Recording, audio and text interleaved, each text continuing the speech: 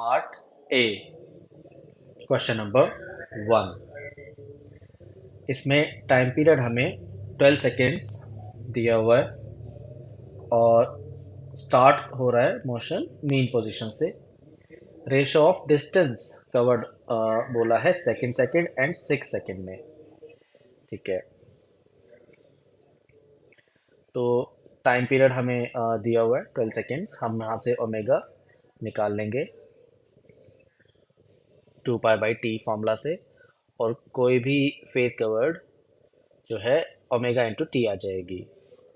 It covers equal phase in equal time interval, तो वहाँ से ओमेगा यानी फेज वेलोसिटी, जिसका एंगुलर फ्रीक्वेंसी कहते हैं, इनटू टाइम कर दिया हमने।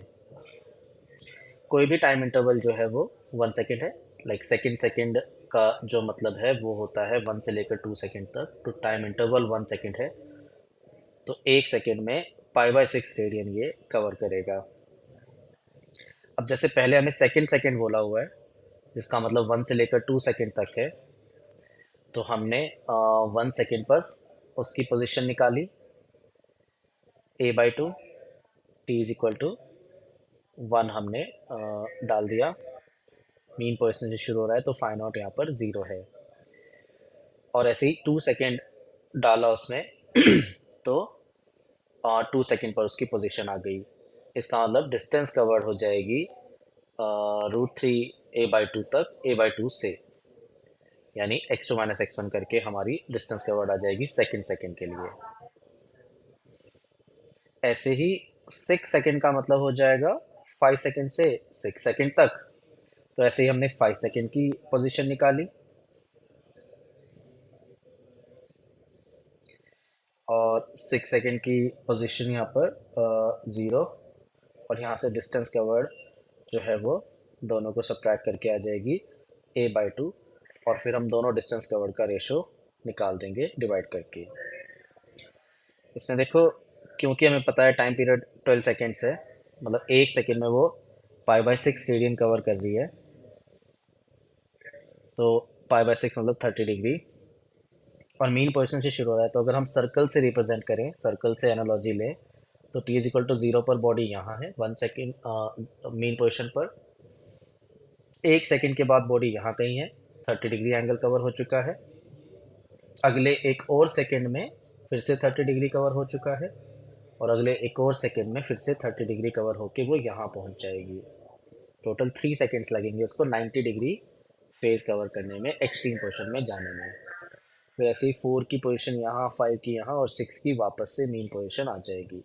इसलिए हमें पता है x6 इज 0, स्ट्रेट अवे पता है, और 5 की फेज यहाँ से,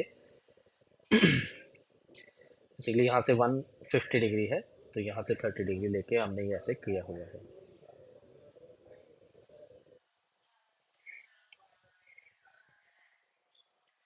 क्वेश्चन नंबर 2 में हमको फंक्शन दिया हुआ है a cos ω t+5, t is equal to 0 पर position of particle is 1 centimetre, और उसकी इनिशियल वेलोसिटी हमें दी गई है ओमेगा सेंटीमीटर पर सेकेंड। फिर हमें इसका एम्पलीट्यूड और इनिशियल फेज एंगल फाइंड करना है। एंगुलर फ्रीक्वेंसी इसकी पाई दी गई है। तो देखो, इसमें हम क्या करेंगे, इनिशियल पोजीशन हमें 1 सेंटीमीटर दिया हुआ है, वेलोसिटी वहाँ पर ओमेगा के बराबर दी गई है, ओमेगा सेंटीमीटर पर सेकेंड। तो किसी पोजीशन पर अगर हमें वेलोसिटी पता है, हमें हमेशा ये वाला एक्सप्रेशन लगाना चाहिए। काफ़ी इंपॉर्टेंट एक्सप्रेशन होता है, काफ़ी डिफिकल्ट क्वेश्चंस को इजी बना देता है ये एक्सप्रेशन। इसमें वेलोसिटी की वैल्यू हमने डाल दी ओमेगा स्क्वायर, फिर यहाँ पर वापस ओमेगा स्क्वायर लिखा, और एम्पलीट्यूड स्क्वायर माइनस एक्स की वैल्यू हमें दी गई है। ओमेगा यहाँ से कैंसिल होके 1 आएगा, और -1 इधर आके ये 2 हो जाएगा, और एम्पलीट्यूड √2 आ जाएगा सेंटीमीटर में। तो जो हमारी एक्स की वैल्यू है इनिशियल 1 सेंटीमीटर, इसका मतलब वो a/√2 है। इसमें हमें एक्स का जो फंक्शन दिया हुआ है वो कॉस में दिया हुआ है, तो इसको डिफ्रेंशिएट करके हमने वेलोसिटी लिखा हुआ है। क्वेश्चन के हिसाब से इनिशियल एक्स 1 दिया हुआ है, यानी एक्स पॉजिटिव है, और इनिशियल वेलोसिटी जो है वो भी पॉजिटिव दी गई है। इनिशियल वेलोसिटी जैसे ओमेगा दिया है, माइनस ओमेगा नहीं है, तो उस तरह से ओमेगा की वैल्यू फिर पाई है। तो अगर हम दोनों को पॉजिटिव ले रहे हैं और एक्स को उन्होंने कॉस फंक्शन लिखा हुआ है, तो अगर हम इसका सर्कुलर रिप्रेजेंटेशन देखें, देखो क्योंकि कॉस दिया हुआ है तो हम इसका एक्स एक्सिस पर एस एच एम ले रहे हैं। कॉस दिया है तो एक्स एक्सिस पर हम एस एच एम ले सकते हैं, और इस हिसाब से अगर हम देखें तो एक्स और वी दोनों पॉजिटिव रखने के लिए हमें फोर्थ क्वाड्रेंट में जाना पड़ेगा। फोर्थ क्वाड्रेंट में क्या होगा, एक्स एक्सिस पर हमें कंपोनेंट लेना है। तो अगर हमारा सर्कुलर वाला पार्टिकल यहाँ पर है, तो उसका जो कंपोनेंट आएगा एक्स एक्सिस पर, उसमें अगर आप x की वैल्यू देखें तो ये आएगी ओरिजिन से, which is positive, like this side positive, this side negative. तो x पॉजिटिव है, और क्योंकि हम एंटी क्लॉकवाइज लेते हैं तो ये ऊपर की तरफ जा रहा है। तो यहाँ पर इस पर्टिकुलर जगह पर इसका जो यहाँ पर कंपोनेंट आ रहा है एक्स एक्सिस पर, उसकी डायरेक्शन फॉरवर्ड आएगी, यानी वेलोसिटी भी पॉजिटिव है। तो फोर्थ क्वाड्रेंट हम ले लेंगे। फोर्थ क्वाड्रेंट में क्योंकि ये a/√2 है, तो यहाँ से 45 डिग्री फेज आएगा। तो यानी ये वाला एंगल हमारा फोर्थ एंगल में एक्यूट एंगल 45 डिग्री होगा, पाई/4। और फेज हमारी हम रेड वाली यहाँ से लिख देंगे पॉजिटिव एक्स एक्सिस से एंटी क्लॉकवाइज जाके, दैट विल मेक इट 7 पाई/4। 7 पाई/4 इसकी इनिशियल फेज आ जाएगी फोर्थ क्वाड्रेंट में। फिर उसके बाद हमें बोला गया है कि अगर हम कोसाइन फंक्शन की जगह साइन फंक्शन चूज करें, तो तो तब कैसे इसको कंसिडर करेंगे हम। तो ऐसे केस में क्योंकि हमें साइन फंक्शन लेना है, तो अब हम जो कंपोनेंट लेंगे वो वाई एक्सिस पर लेंगे। फिर से अगर मैं एक्स को पॉजिटिव और वी को पॉजिटिव रखूँ, तो अब ये हमारा फर्स्ट क्वाड्रेंट में आएगा। फर्स्ट क्वाड्रेंट में इसका जो वाई एक्सिस पर कंपोनेंट होगा वो आप चेक कर सकते हो। ये जैसे ऊपर की तरफ जा रहा है तो इसकी वेलोसिटी भी ऊपर आ जाएगी, ऊपर की तरफ यानी पॉजिटिव। और एक्स यहाँ से जैसे मेजर करेंगे मीन पोजीशन से, तो हमारा एक्स भी पॉजिटिव आएगा ऊपर की तरफ। तो यहाँ पर इस बार हमारा x जो है वो साइन फंक्शन बनेगा और वेलोसिटी कॉस फंक्शन बनेगी। यहाँ से भी हम चेक कर सकते हैं x और v दोनों को, साइन और कॉस दोनों को पॉजिटिव रखने के लिए रखना पड़ेगा, x और v को पॉजिटिव रखने के लिए, और दोनों पॉजिटिव मतलब फर्स्ट क्वाड्रेंट। तो उस तरह से हमारी जो फेज है वो पाई/4 आएगी। अगर साइन फंक्शन लिखे तो फर्स्ट क्वाड्रेंट में आएगा। ये क्वेश्चन थोड़ा सा अंडरस्टैंडिंग वाला ज़्यादा है, इसमें कुछ खास हमको फाइंड नहीं करना, वो बस एक्सप्लेन कर रहा है कि क्या डिफरेंस है साइन फंक्शन में कॉस फंक्शन में। तो आप इसको ऐसे भी कर सकते थे कि साइन फंक्शन जो है हमारा फर्स्ट क्वाड्रेंट से शुरू होता है, मतलब बेसिकली मीन से शुरू हो रहा है, और जो कॉस फंक्शन है वो एक्सट्रीम के बाद शुरू होता है, एक्सट्रीम से शुरू हो रहा है, इस तरह से भी कर सकते थे। Question number 3, a particle moves according to this equation, और अब हमें निकालनी है distance covered between interval 0 and 3। सबसे पहले हमको इसमें कंपेयर करके ओमेगा निकाल लेना है। कॉस ओमेगा टी का फंक्शन होना चाहिए था, तो ओमेगा की वैल्यू पाई/टी है, पाई/2 है। वहाँ से हमने टाइम पीरियड निकाल लिया 2 पाई/ओमेगा लगा के, और t/4 की वैल्यू 1 सेकेंड आ गई। t/4 टाइम होता है मीन से एक्सट्रीम जाने का।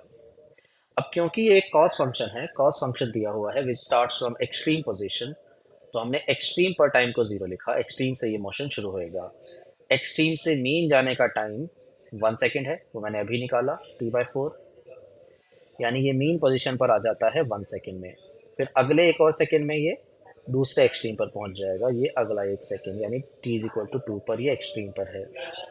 फिर वापस आएगा और एक और सेकेंड में वापस मीन पर आ जाएगा, ये 3 सेकेंड है।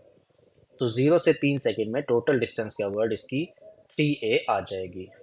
पहला 1 सेकेंड a, दूसरा 1 सेकेंड a, और तीसरा 1 सेकेंड फिर से a। तो ऐसे डिस्टेंस कवर्ड 3a आ जाएगी। इसी चीज़ को हम सर्कल से भी देख सकते थे, क्योंकि ये कॉस फंक्शन है, एक्सट्रीम से शुरू हो रहा है, तो यहाँ पर हमने t इक्वल टू 0 लिखा। अगले 1 सेकेंड में ये मीन पर होगा, अगले 1 सेकेंड में नेगेटिव एक्सट्रीम पर होगा, और अगले 1 सेकेंड में ये मीन पर आ जाएगा। टोटल इसमें 3 सेकेंड में, हर 1 सेकेंड में एक क्वाड्रेंट कंप्लीट कर रहा है, 3 सेकेंड में 3 क्वाड्रेंट कवर करे होंगे। तो इसलिए क्योंकि डिस्टेंस कवर पूछी है, तो एक्सट्रीम से मीन ए, मीन से एक्सट्रीम ए, और वापस से एक्सट्रीम से मीन ए, 3a डिस्टेंस आ जाएगी।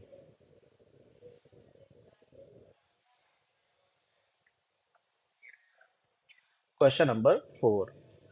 इस बार हमें फंक्शन स्क्वायर्स में दिया हुआ है और हमें कुछ कुछ फाइंड करना है। सबसे पहला काम हमारा इसको स्टैंडर्ड फॉर्म में लिखना होगा। उसके लिए हम कॉस टू थीटा की ये वाली एक्सप्रेशन और ये वाली एक्सप्रेशन यूज़ करेंगे। जब भी कॉस स्क्वायर या साइन स्क्वायर में दिया होता है तो हम यही वाली एक्सप्रेशन यूज़ करते हैं। हमने लिखा y इज इक्वल टू 0.5 जो दिया हुआ है, और जो कॉस स्क्वायर है,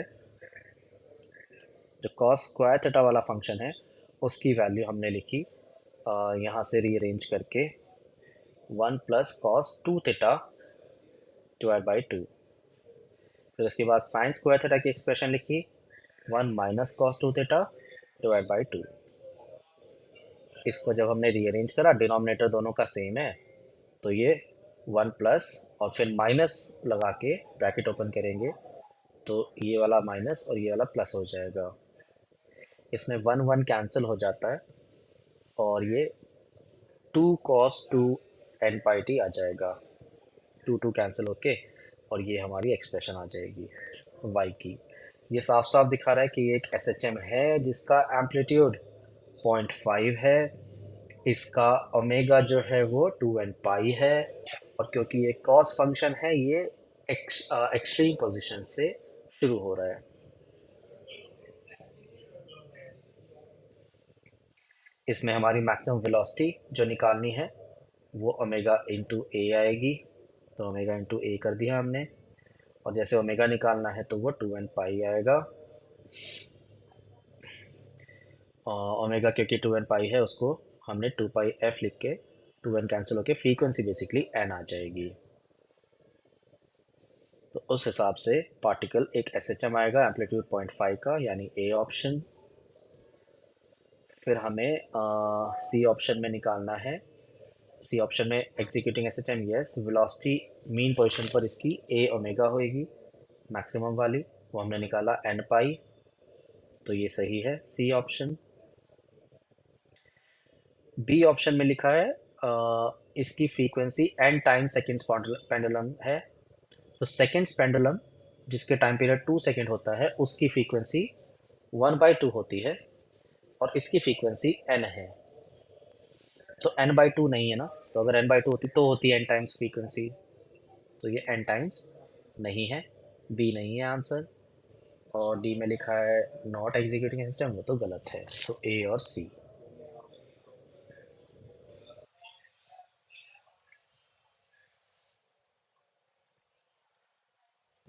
क्वेश्चन नंबर 4 में हमें बोला इसमें इम्पोर्टेंट चीज़ ये है जिस पर आपको ध्यान देना है कि क्वेश्चन में लिखा हुआ है साफ साफ कि ये रेस्ट से स्टार्ट कर रहा है।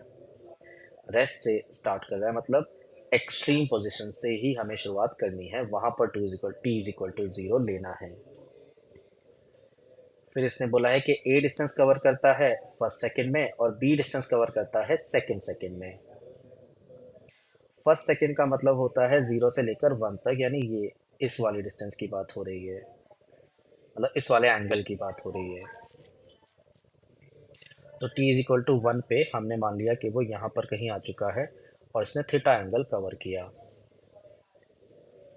फिर अगले 1 सेकंड में t इज इक्वल टू 1 से 2 तक वो वापस से सेम ही एंगल कवर करेगा, क्योंकि सेम ही टाइम है, एंगल कवर्ड आ जाएगा ना, ओमेगा इंटू टाइम। अगले 1 सेकंड में फिर से सेम टाइम सेम ओमेगा, तो सेम एंगल कवर करेगा। तो ऐसे हमने थीटा थीटा एंगल ले लिया।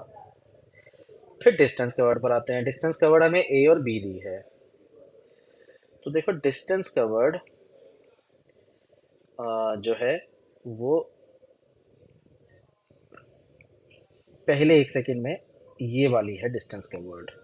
क्योंकि अगर हम एस एच एम की बात करें, एस एच एम हमारा वाई वाई एक्सिस वाला जो शैडो है वो एस एच एम कर रहा है, तो उसने कितनी डिस्टेंस कवरी में वो देखना पड़ेगा। शुरुआत यहाँ से हुई है एक्सट्रीम से, फिर टी इजिकल टू 1 पर वो यहाँ है, यानी उसकी शैडो यहाँ है। तो यहाँ से यहाँ तक की जो डिस्टेंस है ये वाली ए है। इसके लिए हम क्या करेंगे, देखो एम्पलीट्यूड को हमने ए लिखा, एम्पलीट्यूड हमारा ए है, और उस एम्पलीट्यूड का हमने कंपोनेंट ले लिया यहाँ पर। तो ये कंपोनेंट हमारा ए कॉस थीटा आना चाहिए, एम्पलीट्यूड का कंपोनेंट। और आप जैसे कि देख सकते हो ये वाली डिस्टेंस ए आ जाएगी टोटल में से, ए में से ए कॉस थीटा घटा के। तो हमने यहाँ से पहली इक्वेशन लिखी, टोटल ए, ये जो टोटल है ये पूरी है यहाँ से यहाँ तक की, ये ए है। इसमें से अगर मैं नीचे वाला ए कॉस थीटा हटा दूँ तो मेरा बच जाएगा ए। बिल्कुल इसी तरह से हमने 2 सेकेंड पर, जब वो टोटल एंगल 2 थीटा कवर कर चुका है, वहाँ पर सेम चीज़ की। फिर से हमने 2 सेकेंड पर ये कंपोनेंट लिया ए का, तो इस बार ये आएगा ए कॉस 2 थीटा। तो फिर से हमने एक्सप्रेशन लिखी, टोटल ए में से ए कॉस 2 थीटा हटा दें तो अब वो टोटल डिस्टेंस कवर्ड आ जाएगी, ये वाली हमें दी गई है बी, और यहाँ पर ये पार्टिकल है। तो वो टोटल डिस्टेंस 2 सेकेंड में कवर कर चुका है ए प्लस बी, तो हमने यहाँ पर बी प्लस ए लिखा है। अब इन दोनों इक्वेशन को हमें सॉल्व करके एम्पलीट्यूड फाइंड करना है। इसके बाद हमने मैथ्स लगाई है बेसिकली। यहाँ से हमने ए कॉमन लिया, 1 - cos 2 थीटा बना, जिसको हमने 2 sin² थीटा लिख दिया। फिर हमने sin² थीटा को 1 - cos² थीटा लिखा, और cos थीटा की वैल्यू हमने फर्स्ट इक्वेशन से निकाल दी। फर्स्ट इक्वेशन से cos थीटा की वैल्यू रीअरेंज करके ये आएगी, जो हमने यहाँ पर डाल दी cos थीटा की वैल्यू, और इसको सॉल्व करके निकालना हमें एम्पलीट्यूड है, तो ये हमारा आंसर आ जाता है। आप एक बार चेक कर लो।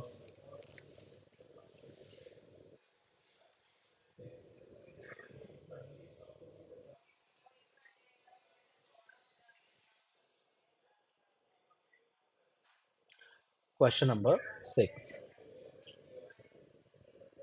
इस बार हमें फंक्शन ऐसे दिया हुआ है, एक हमारा सिंपल साइन का फंक्शन है, सिंपल एसएचएन, और दूसरा हमें कॉस स्क्वायर दिया हुआ है। तो वहाँ पर हमें फिर से कॉस 2 थीटा वाला फॉर्मूला लगा के कॉस स्क्वायर थीटा को रिप्लेस करना पड़ेगा। तो पहला फंक्शन हमने एज इट इज़ लिखा, दूसरा फंक्शन हमने कॉस स्क्वायर थीटा की वैल्यू डाल दी, 1 + cos 2 थीटा डिवाइड बाई 2।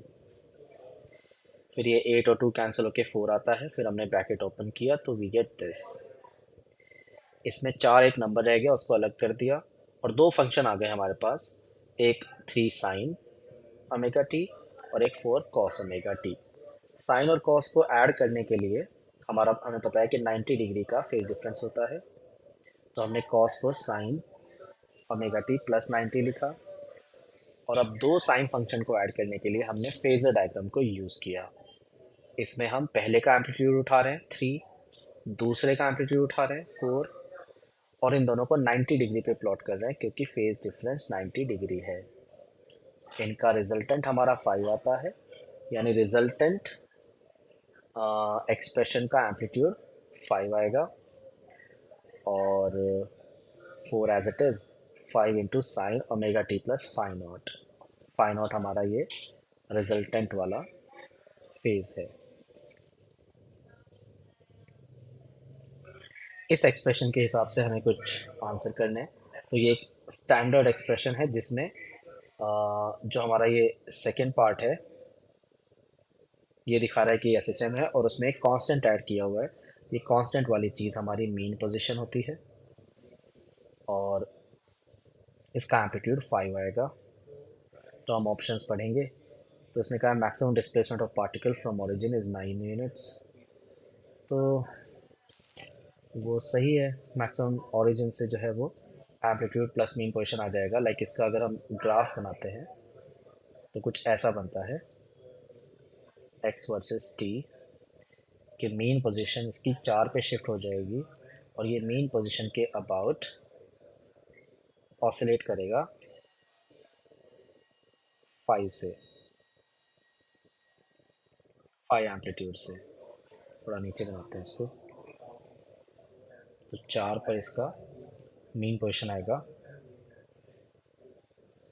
और इसके अबाउट 5 एम्पलीट्यूड से ये एसएचएम करेगा। यहाँ पर ये वाले डिस्टेंस जो है ये 4 है मीन पोजीशन तक, और ये वाली चीज़ इसकी एम्पलीट्यूड है जो कि 5 है। तो मैक्सिमम इसकी एक्स की value as you can see आ जाएगी 9। बाकी ऑप्शंस हम देख सकते हैं। Particle is not performing SHM, गलत है। Particle is performing SHM with amplitude root 73, नहीं, एम्पलीट्यूड 5 है। फ्रीक्वेंसी इसकी 100 बोला है इसने, तो 100 इसकी फ्रीक्वेंसी नहीं है, 100 इसका ओमेगा है। वहाँ से फ्रीक्वेंसी हम निकाल सकते हैं।